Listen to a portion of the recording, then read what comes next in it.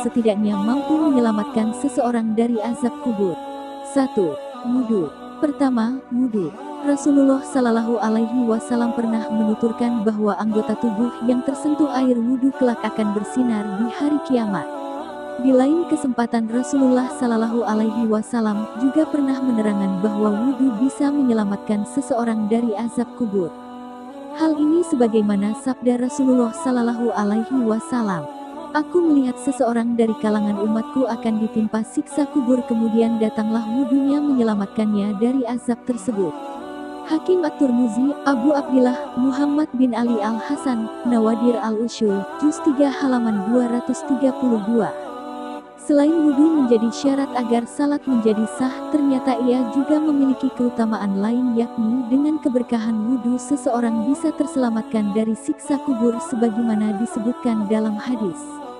2. Mati syahid. Kedua, mati syahid. Mati syahid tidak hanya tertentu mati di medan perang untuk mempertahankan negara dari serangan orang kafir, melainkan juga karena hal lain semisal mati karena melahirkan dan lain sebagainya. Hal ini sebagaimana disebutkan dalam hadis Nabi. Rasulullah Shallallahu Alaihi Wasallam bersabda, "Bagi orang yang mati syahid memiliki 6 bagian di sisi Allah, diampuni dosanya seketika, diperlihatkan kepadanya tempat tinggalnya di surga, diselamatkan dari siksa kubur, aman dari hari kiamat, diletakkan di atas kepalanya mahkota al-wakar keagungan yang terbuat dari batu yakut rubi yang lebih baik dari dunia dan seisinya, dinikahkan dengan 72 bidadari dan diberikan izin untuk memberi syafaat kepada 70 kerabatnya."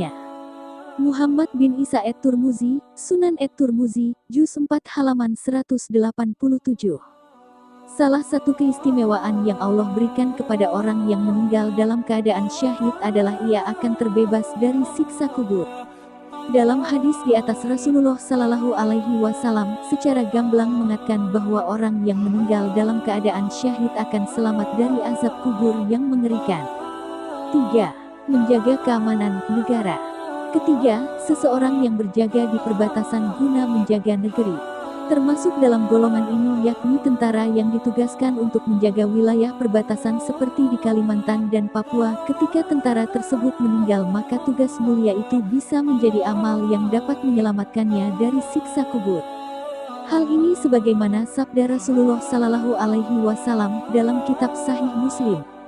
Menjaga wilayah perbatasan selama sehari semalam lebih baik daripada melakukan puasa sunnah dan salat sunnah selama 1 bulan penuh. Tatkala penjaga tersebut meninggal saat melaksanakan tugasnya, maka amal perbuatannya akan terus dinilai pahala dan ia diberikan rizkinya di surga kelak serta tidak ditanya aman di alam kubur.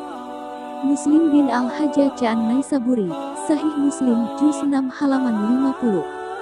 Hadis di atas secara gamblang mengatakan bahwa seseorang yang menjaga keutuhan negara kemudian meninggal, maka selain hal tersebut menjadi pahala jariyah yang terus mengalir kepadanya, juga ia akan selamat dari pertanyaan kubur. 4. Selalu menjaga salat fardu 5 waktu. Keempat, seseorang yang senantiasa menjaga salat fardunya. Salat merupakan salah satu dari rukun Islam dan tiang agama. Ia juga merupakan amalan yang pertama kali dihisab kelak di hari kiamat. Hal ini sebagaimana sabda Rasulullah Shallallahu Alaihi Wasallam yang diriwayatkan dari Aun bin Abdullah. Sesungguhnya ketika seorang hamba masuk ke liang kubur, maka ia akan ditanya perihal salatnya. Hal itu merupakan yang pertama kali ditanyakan kepadanya. Jika salatnya cukup baik, maka akan diperhitungkan amal yang lainnya. Jika tidak cukup, maka amalan yang lain tidak akan diperhitungkan. Muhammad bin Al-Hajjaj Al-Marwazi, Tahzim Qudrat As-Salah, Juz 1 halaman 218.